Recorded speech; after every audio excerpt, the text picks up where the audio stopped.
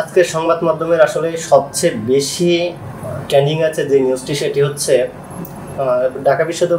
ঢাকা বিশ্ববিদ্যালয়ের সাবেক ভিপি নুরুল হক নূরকে এক ধরনের হত্যার চেষ্টা করার মতো অবস্থা আর কি। তার অবস্থা অবশ্যই সংকটাপন্ন। আর তাকে নিয়ে প্রতিটি রাজনীতিবিদরাই অনেক স্ট্যাটাস দিচ্ছে কিংবা প্রতিবাদ জানাচ্ছে।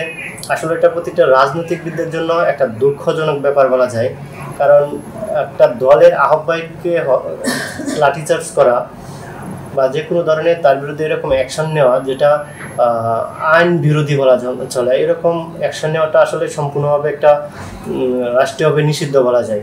এ ব্যাপারে আমাদের বিএনপির নেতা যে তারেক রহমান, উনিও একটা স্ট্যাটাস দিয়েছে ফেসবুকে, সে বিষয়ে আবার রিপোর্ট করেছে হচ্ছে প্রথম আলো। তো আমরা দেখতে পারি যে সেই রিপোর্টটি আমি একটু পড়ে শোনাচ্ছি আপনাদেরকে। গণ অধিকার পরিষদের সভাপতি ও ডাকসুর সাবেক ভিপি নুরুল হক নূরকে আইনশৃঙ্খলা বাহিনীর লাঠিপেটার ঘটনার তীব্র নিন্দা জানিয়েছে বিএনপির ভারপ্রাপ্ত চেয়ারম্যান তারেক রহমান। নুরুল হক নূরের দ্রুত সুস্থতা কামনা করেন তিনি এই ঘটনার আইনি তদন্তের জন্য অন্তর্বর্তী সরকারের প্রতি আহ্বান জানিয়েছেন। বাংলাদেশের সময় শুক্রবার দিবাগত রাত 2:30টার দিকে তারেক রহমান তার ভেরিফাইড ফেসবুক পেজে এই পোস্টে দিয়েছিলেন।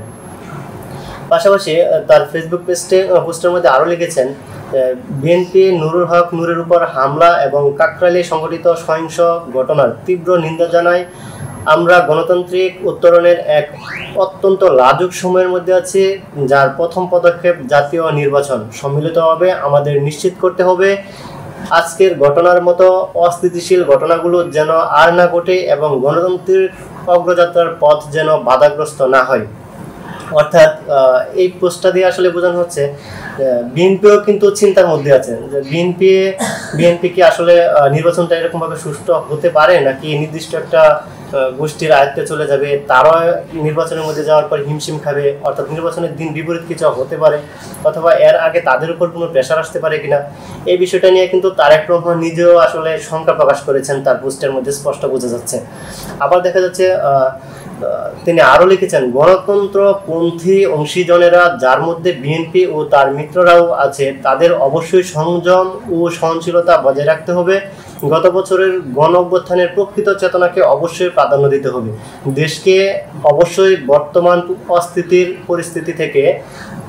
পরিস্থিতি থেকে বের করে আনতে হবে বলেও তিনি মন্তব্য করেন।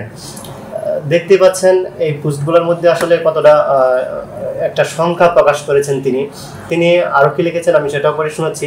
বাংলাদেশকে এগিয়ে নিয়ে যেতে চাইলে এই মব সন্ত্রাসের সংস্কৃতির বিরুদ্ধে সতর্কতা বজায় রাখা, আইনের শাসন সমুন্নতা রাখা এবং একটি শান্তিপূর্ণ ও স্থিতিশীল দেশ গড়ে তোলা উচিত। কেবল গণতান্ত্রিক পথে জনগণকে ক্ষমতায়িত করা এবং সবার জন্য ন্যায় বিচার, সাম্য ও মর্যাদা নিশ্চিত করার মাধ্যমে একটি ঐক্যবদ্ধ জাতি হিসেবে সফল হওয়া যাবে।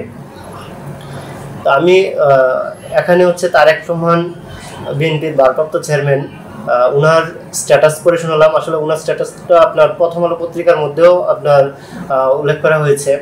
তো আমি এই স্ট্যাটাসটা দিয়ে আসলে যেটা বুঝতে পারছি যে শুধু একটা দলের আহ্বায়কের উপর এরকম একটা নৃশংস চালানো, আপনার